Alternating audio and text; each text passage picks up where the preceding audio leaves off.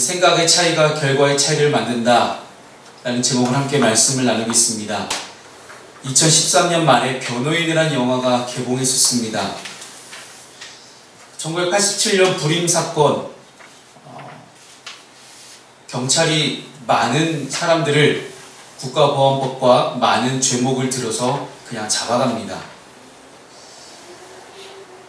몇몇의 청년들이 함께 독서 모임을 하고 있었는데 그 독서 모임에서 읽었던 그 책이 불순한 그런 사상을 띠고 있는 책이라고 해서 그들을 여러가지 많은 죄를 뒤집어 씌우고 데려갑니다. 그때 그들이 읽었던 책이, 여러분 혹시 영화를 보신 분들은 기억하실지 모르겠지만 E.H. 카가 쓴 역사란 무엇인가. 아마 우리 청소년들은 학교에서 배웠을 것 같아요. 카가 이야기하는 역사란 과거와 현재의 대화이다. 기억하죠? 네. 그 책을 읽었다고 청년들이 붙잡혀갑니다. 너무 말이 안 되는 이야기죠. 근데 실제로 1987년도에 있었던 이야기고, 그 당시 그들을 변호하고 담당했던 변호사가 고 노무현 전 대통령이었습니다.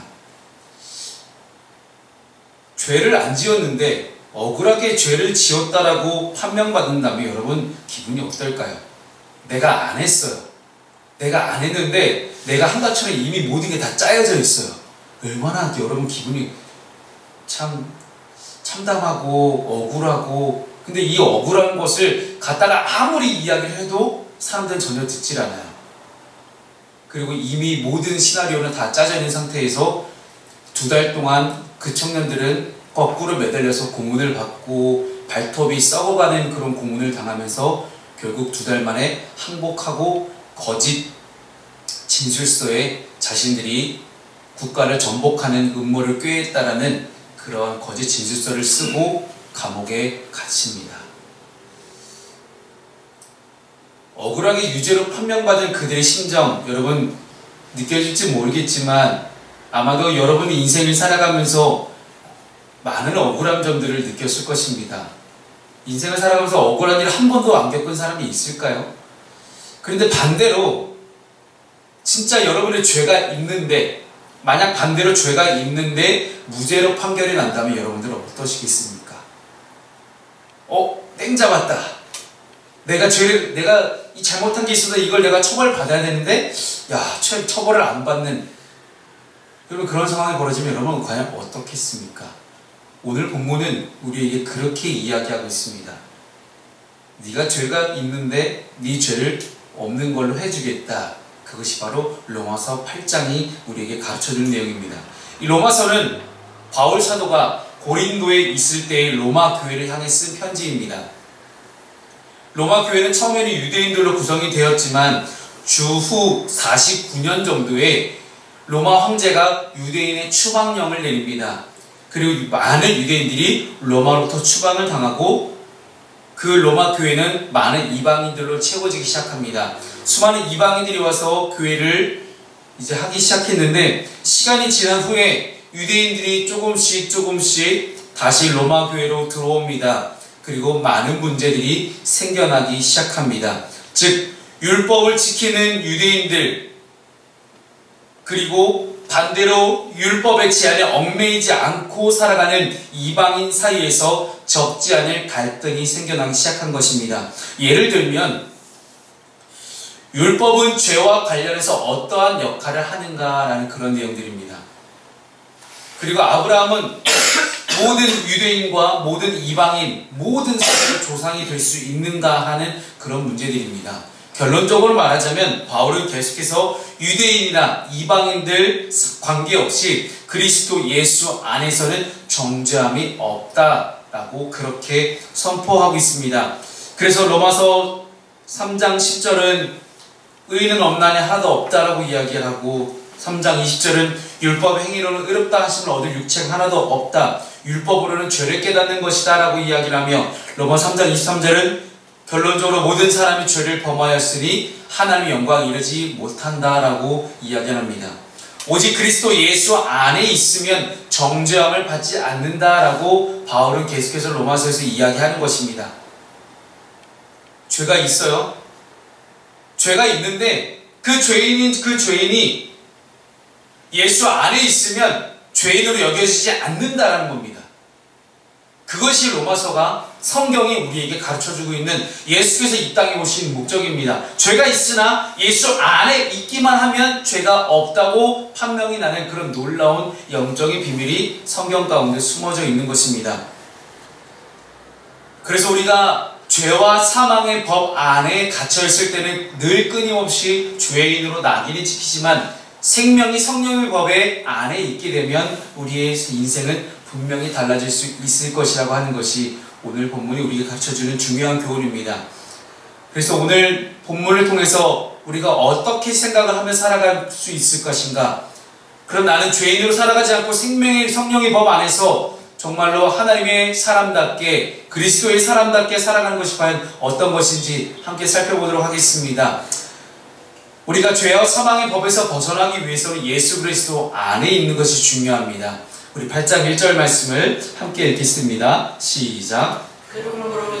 그리스도 예수 안에 있는 자에게는 결코 정죄함이 없나니. 아멘. 바울은 인간이 하나님께 정죄받지 않는 영적인 비결을 선포하고 있습니다. 로마서 7장에서는 앞장에서는 거듭난 사람들, 예수 그리스도를 믿기로 작정했다고 하는 사람들 안에 여전히 남아있는 죄의 잔재들에 대해서 이야기를 했다면 8장에서는 이제 더 이상 죄의 문제를 언급하지 않도록 완전한 선포를 하고 있습니다. 여러분, 바울이 얼마나 큰 기쁨 속에서 이 로마서 8장을 적어 내려갔을까요?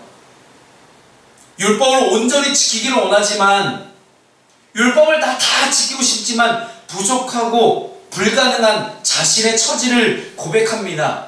그래서 로마서 7장에서 나왔던 유명한 바울의 고백이 오호라 나는 곤고한 사람이로다. 이 사망의 몸에서 누가 나를 건져내랴. 아마도 이 고백이 저와 여러분을 포함한 온 인류의 모든 사람들의 솔직한 고백일 것입니다. 내 속에 내가 너무나 많아서 내 속에 있는 죄를 짓게 만드는 내가 죄를 짓고 싶지 않고 율법을 지키기 싶어하는 그런 겉사람의 나와 끊임없이 싸우고 있다는 것입니다.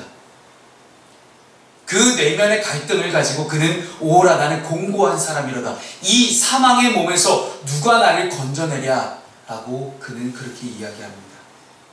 그랬던 그가 이 로마서 8장을 시작하면서 그러므로 이제 그렇게 나도 고민했다. 나도 그렇게 열심히 예수를 잘 믿어보겠노라고 고민을 해봤지만 그렇게 나도 예수를 잘 믿어보겠노라고 교회도 다니고 기도도 하고 말씀도 읽고 예배도 드리고 다 해봤는데도 여전히 나는 죄로부터 벗어날 수 없었는데 그러므로 이제 라고 선포를 하는 것입니다. 이전과는 다른 극적인 전환을 표현할 때 그러므로 이제라는 단어를 씁니다. 성경 가운데 바울이 쓴 바울 서신서 가운데 그러므로 이제 하면서 극적인 전환을 꾀하는 장면은 오직 여기가 유일합니다. 그렇게 본다면 그리스도 예수 안에 있는 자에는 결코 정죄함이 없다. 그리스도 예수 안에 있는 사람한테는 그 어느 누구도 너 죄인이야 라고 이야기할 수 없다는 것입니다. 이것이 바로 성경이 우리에게 가르쳐주는 복음입니다. 그렇다면 예수 안에 있는 것은 무엇을 의미할까요? 예수님은 우리 안에 오셔서 우리와 함께 하십니다. 예수 안에 있는 것의 첫 번째는 예수님이 내 안에 계신 것을 확신하는 것입니다. 여러분 사도행전 3장 6절 말씀을 함께 읽어보겠습니다. 시작. 베드로가 이르되 은과 금은 내게 없거니와 내게 있는 이것을 내게 주노니 나사렛 예수 그리스도의 이름으로 일어나 걸으라 하고. 아멘. 유대인들은 3시, 6시, 9시가 되면 기도하러 갑니다. 근데 여기서 말하는 3시, 6시, 9시는 우리나라 시간이 아니라 그들의 유대인의 시간인데 성전에 기도하러 올라가요. 이제 성전에 기도하러 가는데 성전 미문이라는 그런 작은 문이 있어요. 여러분 얼마나 유대인들이 웃긴지 아세요? 그들은 자신들의 어떤 계급이나 어느 지위와 신분의 차이에 따라서 들어가는 문을 다르게 만들어요. 그리고 유대인이냐 이방인이냐에 따라서 들어가는 문을 또 다르게 만들어요. 쉽게 얘기하면 우리 교회 들어올 때 어른들은 정문으로 들어오는데 우리 학생들은 막 좀 이상한데 문 열고 막 들어오고 막 그런 거예요. 성전을 그렇게 만들어 놨어요. 이 미문이라는 곳은요, 유대인들은 웬만하면 잘 안 다니는 곳이에요. 이방인들이나 몸이 불편한 사람들, 혹은 되게 있어 보이는 그 신분에 있지 않은 사람들이 다니는 분이 미문입니다. 근데 그 미문이 앉아서 안진뱅이가 구걸을 합니다. 근데 안진뱅이가 할 수 있는 것이 구걸밖에 없었어요. 왜냐하면 그 당시에 장애가 있다는 것은 하나님께 저주를 받은 사람이기 때문에 그 어떠한 직업도 가질 수 없었습니다. 직업을 가질 수 없었던 이 안진뱅이가 뭘 할 수 없으니 그저 앉아서 성전에 들어가는 수많은 사람들에게 그저 동전 한 세겔, 두 세겔, 한 입, 두 입 그렇게 구걸만 하고 살아가는 거예요. 근데 구걸하는 그들에게 그가 베드로와 요한이 들어가는 걸 보고 베드로에게 요청을 합니다. 선생님, 돈 좀 주십시오.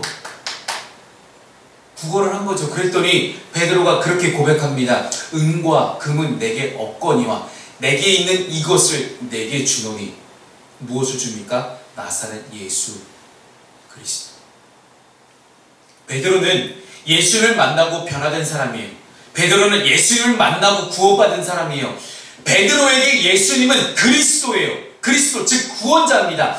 자기의 삶의 모든 문제들을 다 해결해 줄 수 있는 그런 완벽한 구원자로 예수께서 오셨음을 베드로는 확실히 믿고 있었습니다. 그렇기 때문에 베드로는 자신의 문제를 해결해 주신 예수 그리스도께서 이 안진뱅이의 문제도 해결할 수 있겠다는 분명한 확신과 믿음이 있었습니다.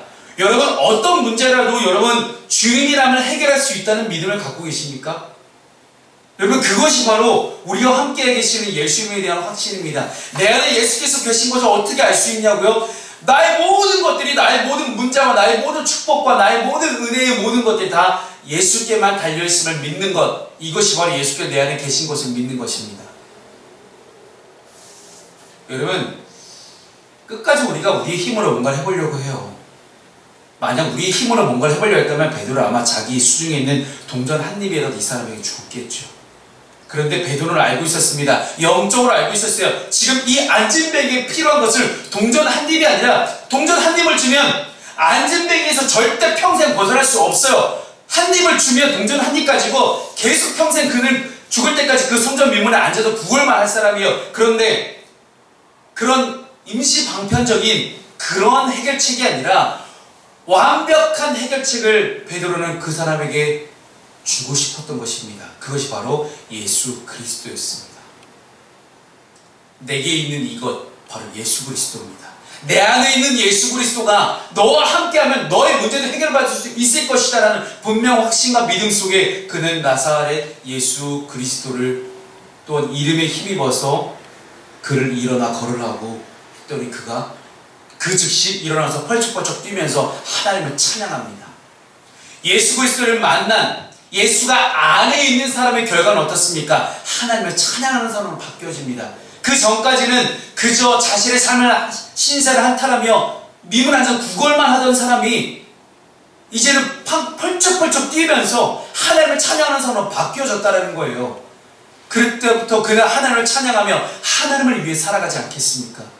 사랑하는 여러분, 예수가 안에 있는 사람의 특징은 자신의 현재의 상황 가운데 불평하거나 불만을 가지지 않는 사람입니다.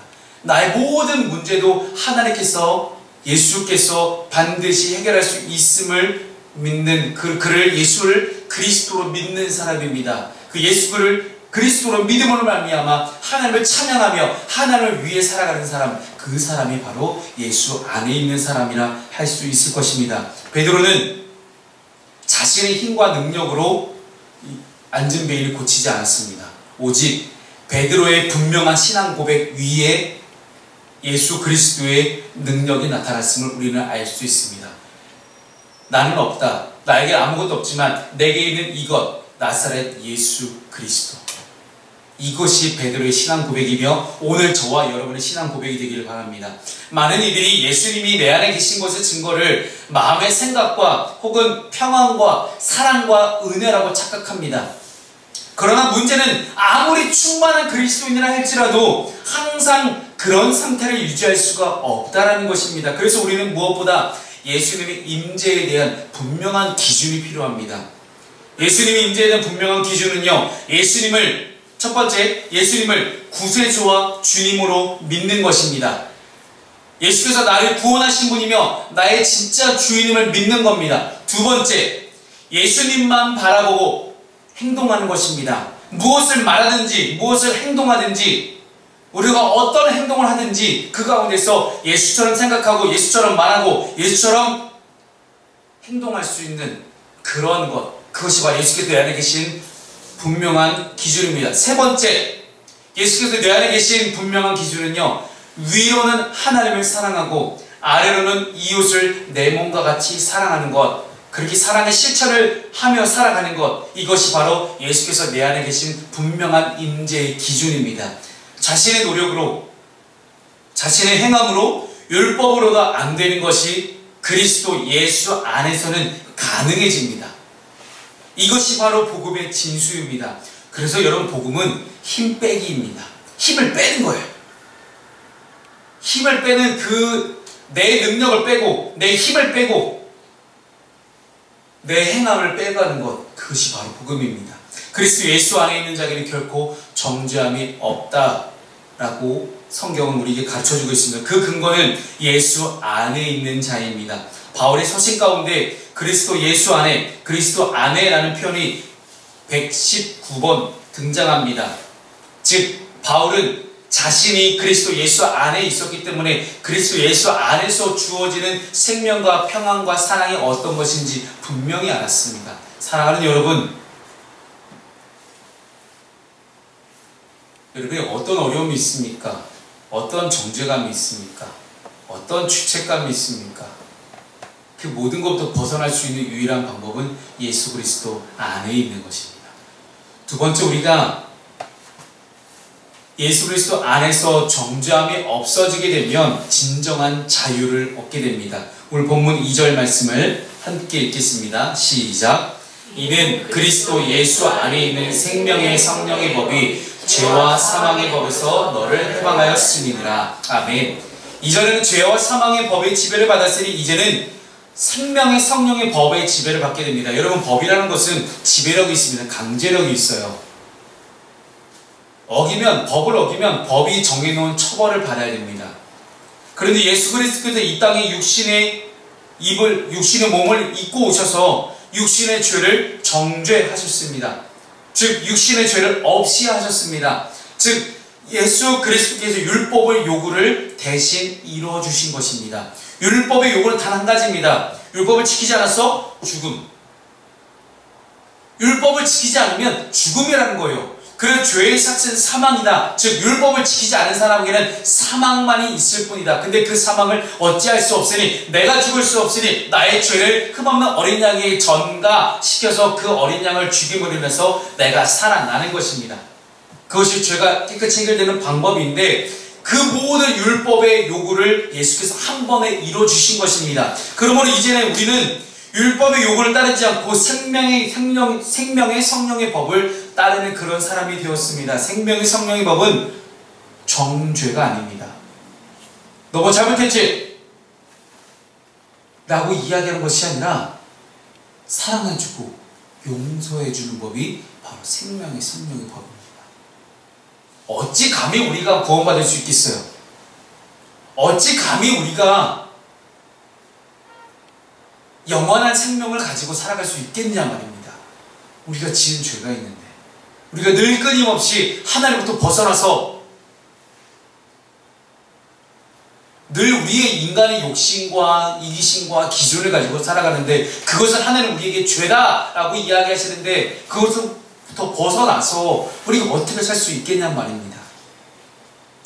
즉 우리에게 죄와 사망의 법은 속박을 의미합니다. 구속이죠. 쇠사슬에 묶인 것입니다. 하지만 생명의 성령의 법은 우리에게 자유를 선포하고 있습니다. 그리스도 예수 안에서 이 법을 따라 살기를 바랍니다. 그 어떤 법도 우리를 구속할 수는 없게 됩니다. 그래서 죄와 사망의 법은 끊임없이 우리에게 죄책감만을 양산합니다.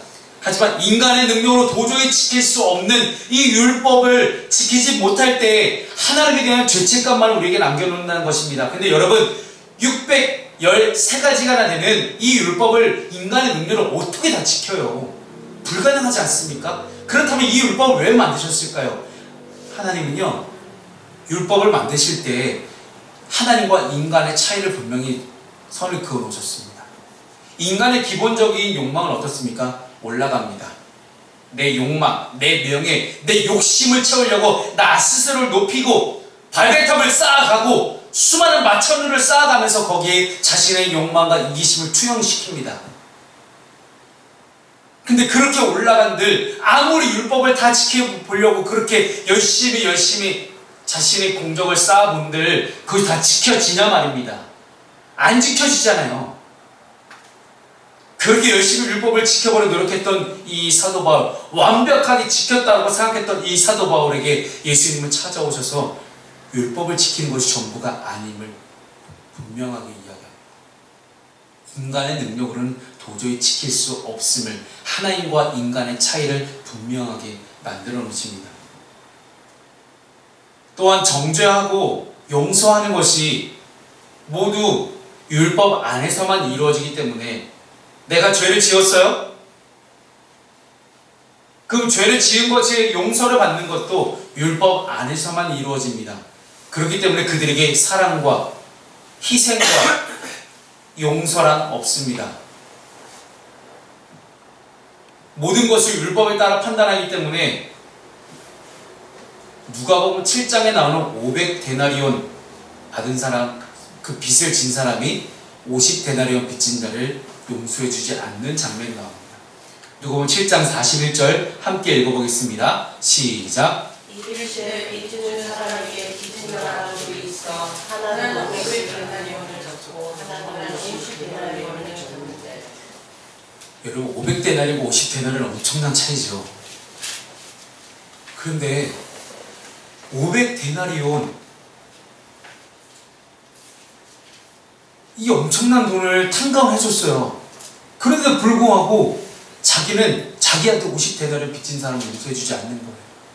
나는 이미 사랑과 희생과 용서를 받았는데 나는 사랑과 희생과 용서를 해주지 않는 그런 굉장히 이기적인 그런 모습을 우리는 보게 됩니다. 즉 죄와 사망의 법에서 건져줬는데 생명과 사랑과 평화의 법을 지키며 살아가는 그 사람이 절대 하지 않는다라는 겁니다. 이것이 인간의 근본적인 이기심들입니다.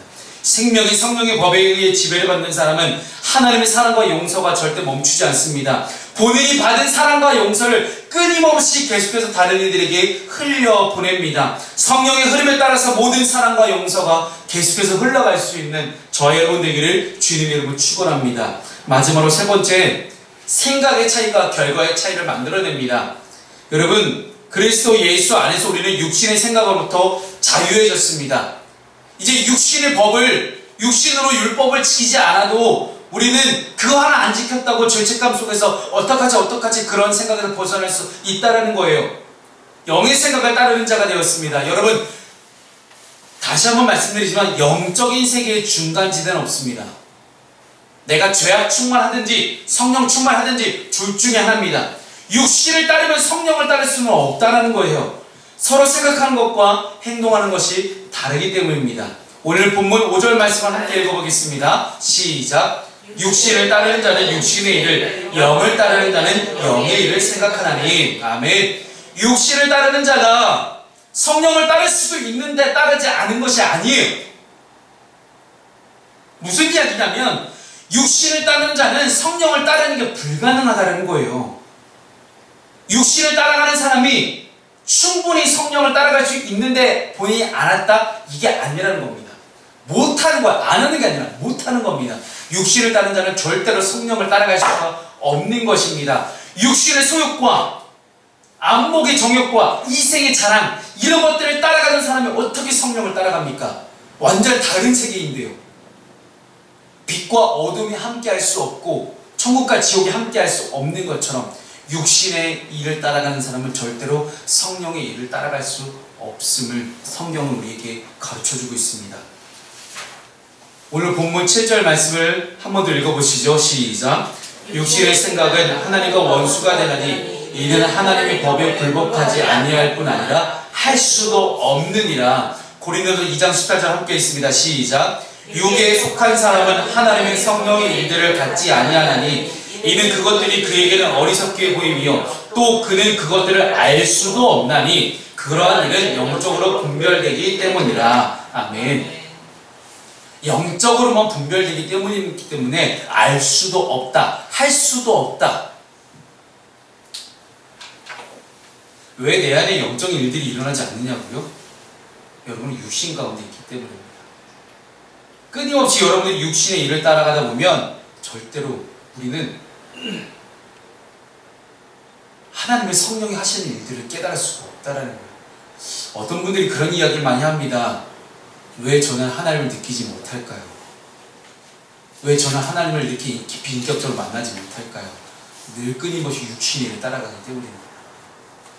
구원받은 우리는 비록 완전하진 않지만 그래도 조금이라도 영적인 생각을 하며 살아갑니다. 로마서 7장에서 바울이 힘들었던 이유는 영의 생각을 따라 살고 싶지만 여전히 부족한 자신의 모습 때문이었습니다. 그래서 나는 공고한 사람이다. 이 사망으로서 누가 나를 건져낼까 하고 그렇게 그는 괴로워했습니다. 이 고민은 그리스도 예수 안에 있는 사람만이 하는 고민입니다. 여러분 그리스도 예수 안에 있지 않으면요 이런 고민 따위 안 해요. 여러분 교회 다니지 않는 사람이 주일날 오전 11시에 교회 못 갔네? 이거 고민할까요? 안 합니다. 아예 꿈에도 생각 안 해요. 그들의 머릿속에는 교회 자체가 들어있지 않기 때문에 11시에 왜 내가 교회를 가든 못 가든 그것 가운데 못 갔네 어떡하지? 이런 생각 자체를 안 한다는 이야기입니다. 그런 고민이 있다면 오늘 교회 못 갔네? 어떡하지? 큰일 났네? 이런 생각은 예수 안에 있으니까 가능해진다는 거예요. 이런 생각하는 것조차도 그리스도 예수로 인해서 우리의 이제 소속감이 바뀌었습니다. 이제 우리의 소속은 바뀌었어요. 이제는 율법의 생각을 따라 살 것이 아니라 영의 생각을 따라 살아가야 됩니다. 육신을 따르는 자는 하나님을 기쁘시게 할 수 없습니다. 그러나 영을 따르는 자는 영의 일을 생각하고 영의 생각은 결국 생명과 평안에 이른다라고 이야기합니다. 여러분 육신의 어떤 그 노력이 우리에게 생명과 평안을 가져다 줄 수 없음을 성경은 분명히 우리에게 말씀하고 있습니다. 뭐라고 이야기합니까? 무엇을 생각하는지에 따라서 삶의 모습은 극명하게 달라진다는 거예요. 생각한다는 것을 집중한다는 것입니다. 여러분 그 어떤 것을 해도 인간적인 노력도 우리의 마음의 평안을 가져다 줄 수 없다는 것입니다. 많은 청년들이 마음의 평안을 얻고 싶어 합니다. 그래서 이제 마음 수련하는 그런 이단 같은 애들이 자꾸만 대학가에 들어와서 청년들을 현혹시키고 있습니다. 참 안타까운 현실인데 왜 그럴까 하고 생각을 해봤더니 근본적으로 청년들에게 마음의 평안이 없어요. 그래서 마음 수련, 기 수련하고 이런 걸 통해서 평안을 얻어보려고 하지만 쉽지 않습니다. 왜냐하면 결국 그건요 자신의 마음을 비워내는 작업만 할 뿐이거든요. 근데 그리스도의 복음은 무엇입니까? 비워낸 곳에 영의 생각을 집어넣는 것입니다. 그것을 오늘 본문의 원어를 통해서 함께 살펴보겠습니다. 오늘 본문 5절 말씀에 보면요 여러분 나오는 일이 육신을 따르는 자는 육신의 일을 영을 따르는 자는 영의 일을 생각하나니 여기서 생각한다는 것은요 프로누스인이라는 그런 단어를 씁니다. 프로네오라는 그런 헬라어 원어에서 파생된 그런 형용사인데요. 이 프로누스인 생각한다 이것은요 감정과 마음을 한 곳에 집중한다는 거예요. 보통 이 단어는 내 안에 감정과 의지 혹은 어펙션 같은 그런 애정들을 집중할 때 사용하는 단어가 이 프로누시이라는 단어예요. 즉 우리가 사랑하는 사람이 생겼을 때 그 사람에게만 마음을 집중하고 다른 것에 마음을 주지 않는 것, 그것이 바로 이 프로누시임이라는 단어 뜻입니다. 그렇게 사랑하는 주님께 우리의 마음을 집중했을 때 돌아오는 것은 어떻게 하면 내가 주님을 기쁘시게 할 수 있을까라는 것입니다. 우리의 마음을 드리면 먼저 우리의 마음의 생각을 한 곳에 집중했을 때 프로듀싱 했을 때 오히려 다시 우리의 마음을 인도하시는 주님을 경험하게 됩니다. 나의 마음에 많은 흩어진 것들을 프로듀싱 하나님께만 집중했을 때 하나님께서는 나를 하나님께로 집중되어진 나의 모습과 나의 마음의 생각 가운데 온전한 평안함을 주신다는 거예요. 여러분, 신앙생활은 집중력입니다. 다윗은 어렸을 때부터 돌팔매질 연습했습니다. 자신의 양들을 위협하는 수많은 늑대와 이리들을 물리치기 위해서 끊임없이 노력을 했을 거예요. 근데 여러분 기억하시기 바랍니다. 다윗은 굉장히 어렸을 때부터 양을 쳐왔습니다. 지금 여기서 가장 어린 사람이 이제 준혁이 요한인데, 준혁이 요한이보다 더 어렸을 때부터 그는 양을 쳐왔어요. 양을 목동으로 커왔습니다. 그 어린 나이에 다윗이 양을 지킬 수 있는 방법은 멀리서, 늑대와 이리가 가까이 있지 않은 멀리서 한 번에 그들을 맞추는 겁니다. 돌로. 그런데 한 번에 맞추는 연습을 하지 않으면 다윗이 불리한 거예요. 왜? 늑대가 쫓아오면 다윗이 질 수밖에 없는 싸움이잖아요. 그래서 그는 부단히 연습합니다. 부단히 노력합니다. 아마도 다윗의 손은요, 아마 수많은 배틀을 쥐고 야구를 배틀을 휘둘렀고 글러브를 잡고 공을 만졌던 창의 손처럼 아마 딱딱하게 아마 굳어 있었을 거예요. 수만 번을 이걸 돌렸을지도 모르는 일입니다. 근데 그렇게 집중해서 훈련했던 그 결과가 골리앗을 한 번에 쓰러뜨리는 그런 결과의 차이로 가져옵니다. 여러분, 골리앗이 왜 다윗한테 졌을까요? 딱 한 가지입니다. 방심했기 때문에. 방심했기 때문에. 누구보다 골리앗은 키가 큰 사람이었어요. 지금 성경의 기록대로 따져보면 그거를 현재 단위로 환산해보면 골리앗의 키가 3m가 넘었습니다. 3m가 넘은 이 골리앗이 작은 소년에 불과한 이런 다윗을 상대하고 있으니, 여러분, 골리앗이 돌에 맞은 자리가 여기잖아요. 여기인데 투구의 딱 사이예요. 여러분, 군인들이 쓰는 이 투구의 사이가 그렇게 넓지가 않아요. 우리가 투구를 쓰지 않아도 좁은데 투구까지 썼으니 얼마나 좁습니까? 근데 왜 거길 눈앞에 이렇게 날아올 때까지 왜 그는 그러고 있었을까요? 너무 이해가 안 되지 않습니까? 근데 아무리 제가 생각해봐도, 제가 골리앗이라고 해도 가정을 해보고 생각을 해봤더니 방심하지 않고는 여기를 맞을 일이 없어요. 그리고 3m 50이라는 것은 수많은 그렇게 키가 큰 사람이 3m 50대는 그 키 큰 사람의 여기를 맞춘다? 야, 그렇게 맞을 곳이 많은데 어떻게 여기를. 유일한 급소가 여기였음을 다윗은 알고 있었고, 유일한 급소가 여기인 거를 골리앗도 알고 있었지만 그는 방심했던 겁니다. 방심한 사람, 집중한 사람, 그것의 차이가 결과의 차이를 가져옵니다. 사랑하는 여러분, 육신의 생각을 강요당하는 세상이 지금 우리가 살아가는 세상입니다. 누구를 눌러야만, 누군가를 짓밟아야만 자기가 올라갈 수 있다고 하는 이 세상 가운데서 육신의 일을 생각하길 원하는 많은 사람들의 생각들 속에서 영의 생각을 하며 하나님께만 집중하며 그 집중력의 차이로 하나님의 놀라운 축복의 결과의 차이를 만들어낼 수 있는 여러분 되기를 바랍니다. 사랑하는 여러분, 오늘 말씀을 마치면서 여러분에게 권면합니다. 축복합니다. 12월 한 달, 누군가는 이제 마음이 흐트러질 수 있는 그런 시기입니다. 하지만 우리만큼은 하나님께 풀어누신하십시다. 하나님께 풀어누신해서 하나님께만 집중하고 하나님께만 나아가서 오직 주님만이 줄 수 있는 마음의 평안을 가지고 이 한 해를 마무리하길 바랍니다. 기도하겠습니다.